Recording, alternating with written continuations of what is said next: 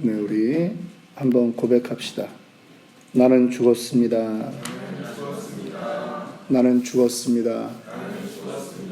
나는 죽었습니다. 예.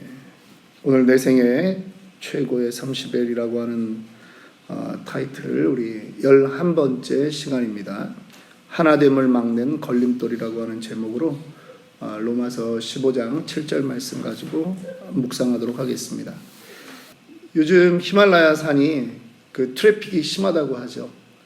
그 히말라야 정상을 정복하러 가는 그 수많은 나라에서 온 등산가들로 인해서 히말라야 산맥 5,000 해발 5,000m 이상에 올라가면 그냥 사람들이 잔뜩 그렇게 몰려와 있는 거예요. 그 올라가느라고 트래픽이 심해가지고 걸어 올라가야 되니까 그때부터는 그 히말라야 산에는 그 8,000m가 넘는 그 주봉들이 14개가 있습니다. 그 한국의 엄홍길, 그분이 그 히말라야 14자를 다 완등하신 분이죠. 이게 14군데 그 산들을 전부 다 정복한다는 것은 사실은 쉽지 않은 것입니다. 또 그 일 때문에 올라갔다가 등산을 하다가 목숨을 잃는 경우들이 상당히 많이 있습니다. 보통 해발 7,000m가 넘어가면 이제 인간으로서는 거기서 생존하기 어렵다라고 하는 그러한 지역이 된다고 합니다. 에베레스트 산은 8,848m인데 보통 해발 7,000m가 넘어가면 산소가 희박해져서 거기에 오래 머물 수 없다라고 하는 거죠. 그런데 그곳에서 사람들이 그 정상 정복이라고 하는 거를 눈앞에 두고 사람들이 욕심을 낼 수밖에 없는 거예요. 몇백 메타만 가면 정상이니까. 자기도 이 8,000m가 넘는 그 몇 개의 봉우리 가운데 하나를 정복할 수 있는 거예요. 이름을 남길 수 있는 거예요. 그런데 그게 그렇게 만만하지 않다라고 하는 것입니다. 혹한도 혹한이려니와 이미 그 자리까지 올라가느라고 손발에 동상들이 걸리고 호흡이 가빠지고 그렇게 된다라고 하는 것입니다. 2006년에 그곳을 정상 공략하던 그 한 팀에서 부득이하게 한 명을 내려놓게 되었습니다. 조난당한 것입니다. 다른 팀들도 그 조난당한 사람을 보았지만 돕지를 못했다라고 합니다. 나중에 링컨 홀이라고 하는 이 등반가가 그곳에 그 지역을 또 등반하다가 자기도 이 정상 공략을 앞두고 위기를 당했습니다. 결국은 4명의 등반가와 11명의 그 등반을 돕는 네팔 사람들, 세르파가 결국은 그 정상 공략을 얼마 안 남겨두고 포기합니다. 그리고 그들은 하산을 하는 것입니다. 어떤 사람들은 그 욕심을 내려놓지 못하다가 그만 그 산에서 목숨을 잃는 사람이 있고, 어떤 사람들은 다음 기회를 생각하느라고 하산을 결정함으로 인해서 목숨을 건진 사람들도 있습니다. 모두 다 그 험한 산을 넘는다라고 하는, 산을 정복한다라고 하는 것에서 사람들이 목숨을 잃고 목숨을 건지고 하는 부분은 결국은 자기의 그 마음속에 있는 욕심을 내려놓느냐 안 내려놓느냐로 결정된다라고 하는 이야기를 하려고 하는 것입니다. 요즘 세상을 살아보면 우리도 역시 마찬가지입니다. 우리 안에도 여러 가지 관계를 깨는 그러한 욕심들이 있습니다. 오늘 우리는 이 내 인생의 최고의 30일, 우리 인생에 만약 30일만 남았다면 우리는 무엇을 할 수 있을 것인가 라고 하는 것을 우리는 살펴보려고 지금 11번째 시간을 맞이하고 있습니다. 특별히 그제부터는 우리는 관계의 문제를 살펴보고 있습니다. 만약 여러분의 인생에 30일만 남았다면 여러분은 이 땅에 숙제를 남겨놓고 그렇게 가겠습니까? 30일 뒤에는 내가 이 땅에 존재하지 않는다면 그래도 뭔가는 정리하고 싶지 않겠습니까? 숙제와 같이 그렇게 불편한 것들을 남겨두는 것이 아니라 본인이 그것들을 정리하고 깨끗한 관계를 맺게 된다면 얼마나 좋겠습니까? 우리가 서 있는 이 땅은 우리에게 늘 그러한 과제를 던져주고 있습니다. 실제로 우리가 서 있는 이 인간 관계 속에는 가파른 산들이 참 많이 있습니다. 조화로운 관계, 아름다운 관계를 막는 세 가지 산들을 먼저 살펴보려고 합니다. 첫 번째는 오해의 산이라고 하는 것이 있습니다. 한번 따라합시다. 오해의 산. 대부분 관계가 이 첫 번째 우리에게 다가오는 이 높은 산을 넘지 못하고 거기서 끝날 때가 많습니다. 착각과 다툼이 로키 산맥만큼이나 높습니다. 관계가 처음 시작될 때만 해도 그 산이 그렇게 높은 것인 줄 몰랐고 그 산이 거기에 있는 줄 몰랐을 것입니다. 모든 것이 다 좋았거든요. 긍정적이거든요. 오해가 있다고 해도 그거는 그저 언덕 정도로만 느껴졌을 수 있습니다. 그런데 그것이 바위처럼 나타나고 나중에는 산처럼 넘어가기 힘든 것으로 보인다라고 하는 것입니다. 세상에서 가장 짧은 이혼 소송은 결혼 생활 몇 년 만에 나타난 이혼인지 아십니까? 3박 4일 신혼여행 갔다 와서 바로 신청한 이혼이 가장 세상에서 짧은 그 이혼 소송 시간이었답니다. 결혼 생활, 신혼집에도 안 들어갔다는 거죠. 그냥 신혼여행 갔다 오면서 싸워가지고 바로 법정으로 가서 이혼했다는 것입니다. 때로는 동업자와의 그러한 갈등이 있을 수 있습니다. 때로는 사역자 간에도 갈등이 있을 수 있습니다. 똑같은 주님을 섬긴다고 하면서도 갈등은 우리 옆에 바로 있는 것입니다. 어떻게 해결해야 될까요? 이 오해의 산을. 서로의 다름을 인정해야 됩니다. 한 뱃속에서 5분 차이로 태어난 쌍둥이도 여러분 다르다라고 하는 걸 아십니까? 다 똑같은 것 같아도 다릅니다. 우리는 서로 괜찮을 거야. 우리는 서로 맞을 거야. 그러한 착각을 벗어나야 됩니다. 서로 다릅니다.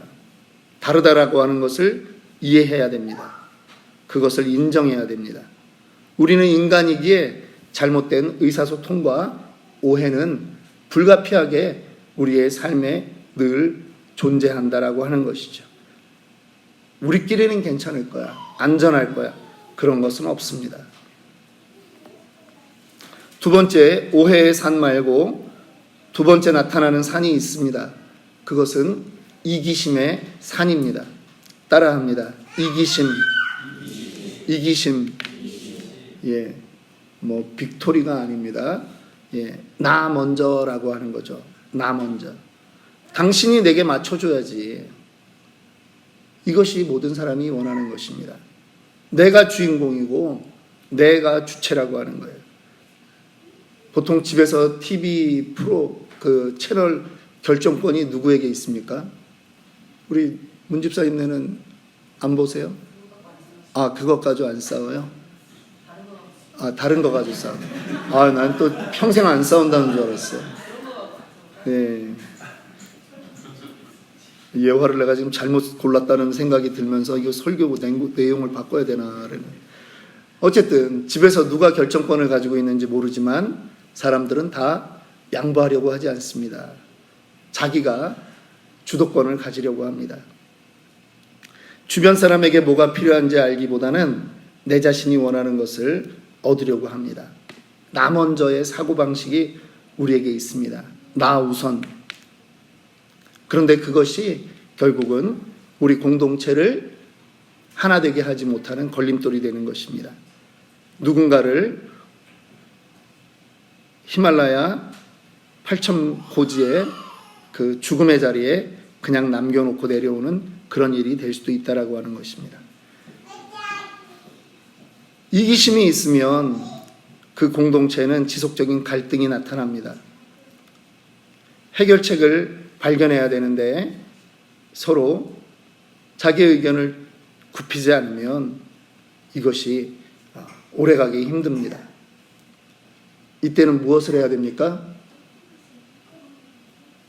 탁 터놓고 이야기한다는 말을 요즘은 대화법에서 열린 대화를 한다라고 말합니다. 열린 대화를 해야 됩니다. 다 터놓고 이야기해 봐야 됩니다. 누군가가 그 관계에서 순교자가 돼서는 안 되잖아요. 그럴 의미도 없는 것입니다. 열린 대화를 하다 보면 나에게는 어떤 이기심이 있었나 보게 됩니다. 그래서 서로 하나하나 내려놓는 일들을 해야지 관계가 회복된다라고 하는 것입니다. 세 번째, 우리에게 있는 또 다른 걸림돌, 또 다른 산이 있습니다. 그것은 바로 실수라고 하는 산입니다. 한번 따라합니다. 실수. 이것이 태백산맥과 같이 높은 산, 험산 줄령의 마지막 봉우리입니다. 그런데 이것이 절벽처럼 날카롭고 아주 오르기가 힘들다라고 하는 것입니다. 왜냐하면 우리 모두에게 다 실수가 있기 때문입니다. 크게 이 실수 때문에 이를 그르치기도 합니다.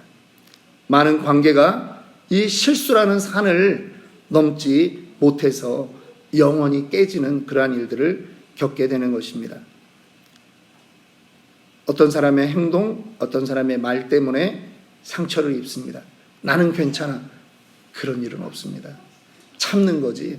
나는 괜찮아. 그런 일은 없습니다. 실수 때문에 상처를 받습니다. 때로는 어린애가 던진 그 연못가에 던진 돌 때문에 개구리는 맞아 죽는다라고 하는 그 말처럼 다른 사람은 나는 대수롭지 않게 생각한 그 실수, 그것 때문에 누군가는 죽는다라고 하는 것이죠. 실망하는 것입니다.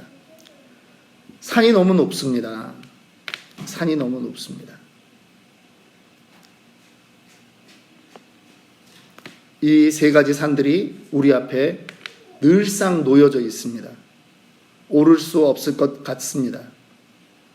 그런데 이 걸림돌이라고 하는 것을 극복하는 데 무엇이 필요한가를 우리가 안다면 우리는 계속 나아갈 수 있지 않겠습니까? 그 중에 하나 중요한 것이 있습니다. 내가 30일만 산다면 여러분 어떤 문제가 여러분들 인생에 큰 문제로 다가올까요? 그 사람의 그 말이 내가 30일만 사는데 분노로 다가올까요? 한 달밖에 살 수 없는 인생이 무엇을 더 중요하게 그렇게 생각할지 한번 따져봐야 된다라고 하는 것입니다. 남을 사랑하지 못했던 그러한 것들을 다시 한번 생각해 본다면 우리는, 그래서 내 인생이 30일만 남았다라고 한다면 우리는 조금 더 달라질 수 있을 것입니다. 관계라고 하는 것은 하루아침에 만들어지지 않죠. 우리 치노벨리 아름다운 교회도 역시 마찬가지입니다. 우리 안에 성도라고 하는 이 관계도 하루아침에 만들어진 것이 아닙니다. 그런데 이것을 잘 유지하고 잘 관계를 맺어나가기 위해서 우리에게 도움이 필요한 것이 있습니다. 그것은 하나님의 공급하심입니다. 따라합니다. 하나님의 공급하심. 하나님의 공급하심은 가격이 없고 무제한적입니다. 그런데 사람들이 그 하나님의 공급하심을 붙들려고 하지 않습니다. 성경에는 관계라는 산을 넘어갈 수 있는 그러한 많은 전략들을 소개하고 있습니다. 첫 번째는 이것입니다. 용납이라고 하는 밧줄을 붙잡아라 라고 하는 것이죠. 따라합니다. 용납하자. 암벽을 오르는 사람들은요 늘 그 자의를 가지고 다닙니다. 그거로 몸을 고정합니다. 용납이라는 밧줄에 몸을 묶지 않으면 다음 단계로 나아갈 수가 없습니다.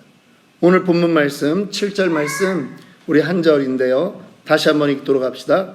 그러므로 그리스도께서 우리를 받아 하나님께 영광을 돌리심과 같이 너희도 서로 받으라. 너희도 서로 받으라라고 하는 이 말은 너희도 서로 용납하라는 말이에요.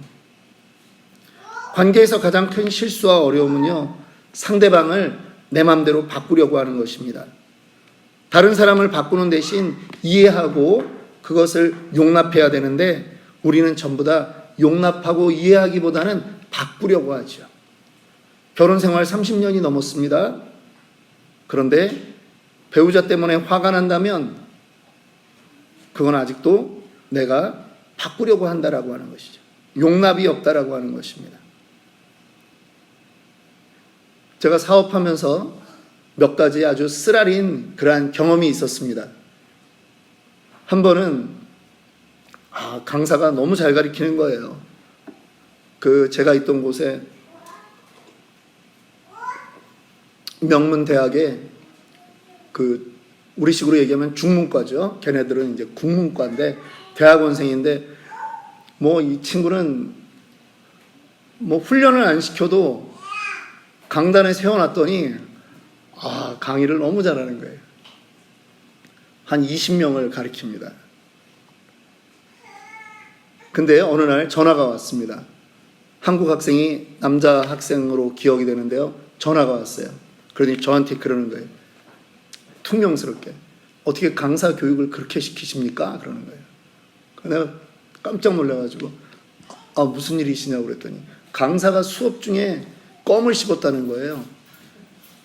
아니, 껌 씹으면서 강의하는 강사를 자기는 태어나서 처음 봤다고. 어떻게 그렇게 교육을 시키시냐고.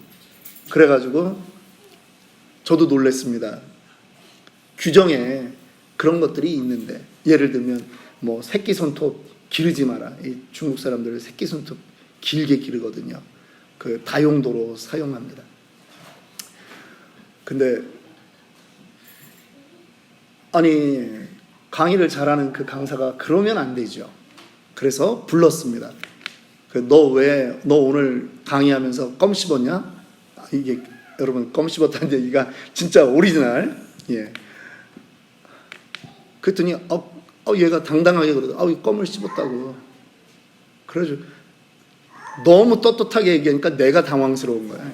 그래서 왜 씹었냐 그랬더니 물을 가지고 들어가야 되는데 물을 안 가지고 들어가서 말을 하다 보니까 목이 말라가지고 자기가 그때 2층에서 강의를 했어요. 1층 사무실까지 내려올 수가 없어서 자기가 껌을 씹었다는 거예요. 그래가지고 제가 이거 우리 학생들 입장에서는 강사가 그렇게 하는 거는 우리는 사실은 좀 용납이 안 된다. 그랬더니 알았다고. 다음에 안 하겠다 그러는 거예요. 근데 너무나 얘가 쿨하게 다음에 안 하면 되지 이렇게 얘기를 하는데 제가 이렇게 얘기했어요. 이럴 때는 뚜이부치 쏘리라고 말하는 거다. 그랬더니 이 친구가 그러더라고요. 내가 알았다고. 이게 이제 기싸움이 돼버렸어요, 갑자기. 이럴 때는 미안하다고 말을 하고 나가면 된다. 그랬더니 한 번 더 얘기하는 거예요. 알았다고. 다음엔 내가 고치겠다고 그러는 거예요. 얘야, 미안하다고 말을 하는 거다. 그랬더니 얘가 그러더라고요. 중국말로 뚜이부치. 그러더니 나가더라고요. 해결이 됐는 줄 알았는데 10분 뒤에 짐 싸가지고 나오더니 월급 달라고 가겠다는 거예요.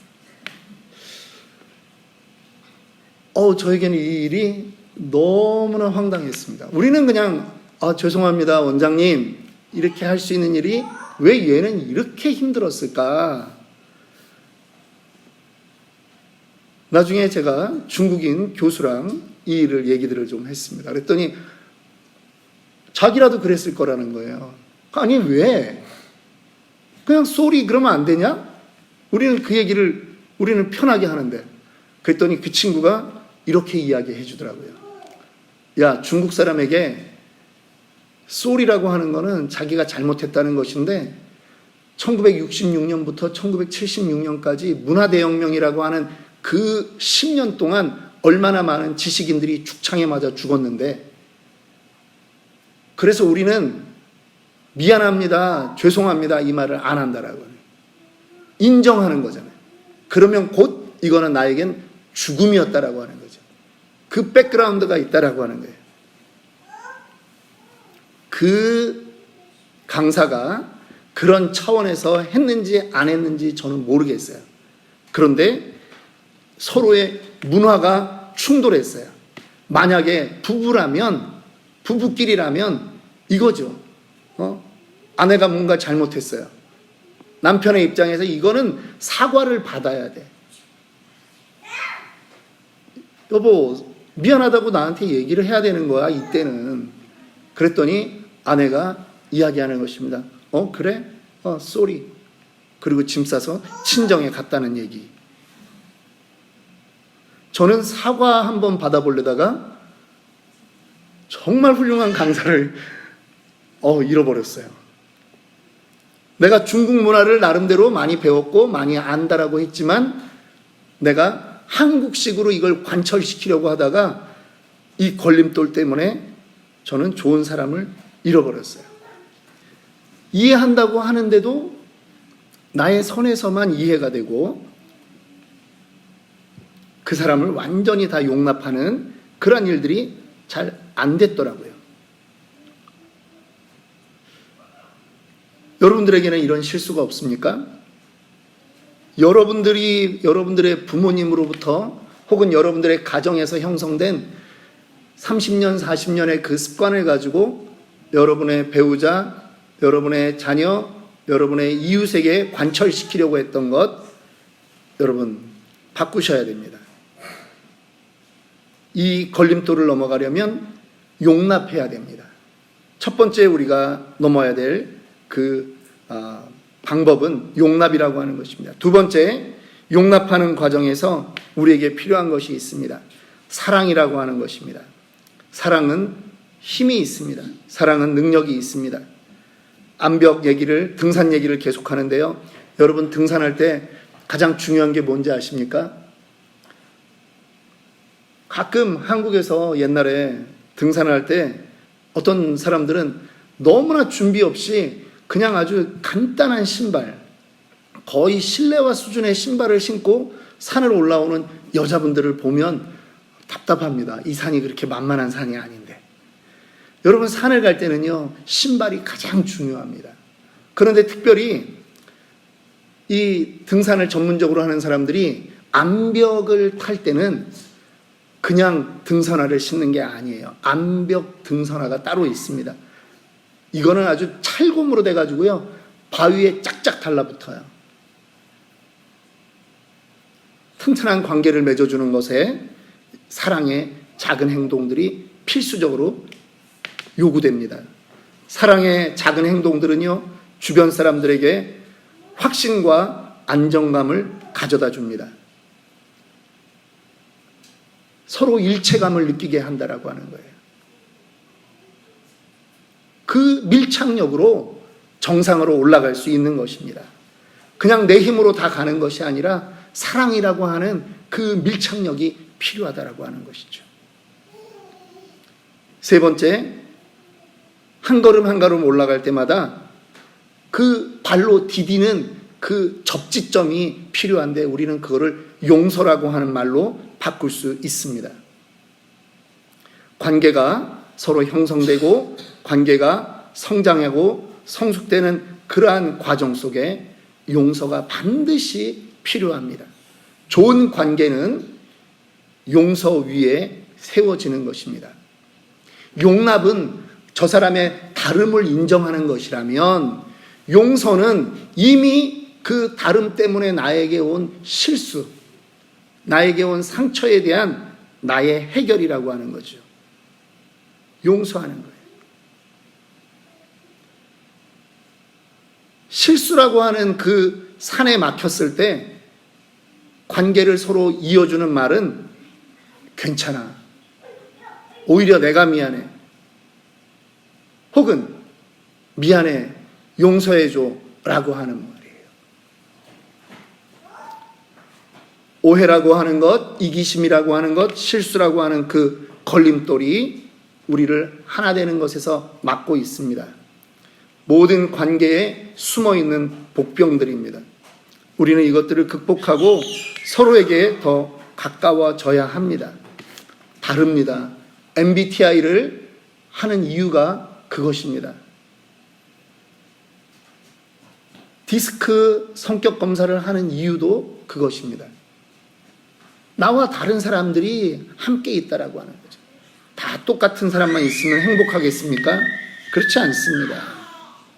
우리는 우리의 기질과 기대를 넘어설 수 있도록 노력해야 됩니다. 거기에 하나님의 사랑이 부어지도록 기도해야 된다라고 하는 것입니다. 하나님이 도와주실 것을 믿습니다. 등산하는 사람이 맨몸으로 큰 산을 넘어가지 않듯이 우리에게도 적절한 장비가 필요한 것입니다. 그러한 것들을 써서 산꼭대기에 정복하고 나서 아래를 내려다본다면 모든 것이 장관으로 그렇게 보일 것입니다. 저는 우리 치노벨레 아름다운 교회에 그러한 용납과 그러한 용서와 또 그러한 사랑이 있기를 소망합니다. 노력합시다. 우리는 다 힘든 존재들입니다. 그래서 완벽하지 않지만 노력하겠다라고 우리가 결심을 해야 됩니다. 오늘 숙제가 있습니다. 문제인데 꺼내놓지 않았던 것이 무엇인지 생각해 보십시오. 단순한 것까지 여러분들이 생각해 보고, 두 번째는 이제 사랑이 필요한 사람에게 어떻게 나는 그동안 애정 표현을 해왔는가 여러분 생각해 보셔야 합니다. 사랑은 동사라고 말하지 않습니까? 그래서 표현해야 됩니다. 여러분들 그동안 어떻게 표현해 오셨습니까? 이제 그것을 머릿속에만 두지 말고 표현해 보기를 원합니다. 그리고 세 번째입니다. 여러분의 인생에서 좋은 기억으로 바꾸어야 될 사람이 있다면 기도해 주십시오. 그것에서부터 시작하셔야 됩니다. 우리의 인생 그렇게 길지 않습니다. 30일 남았다면 도전해야 되지 않겠습니까?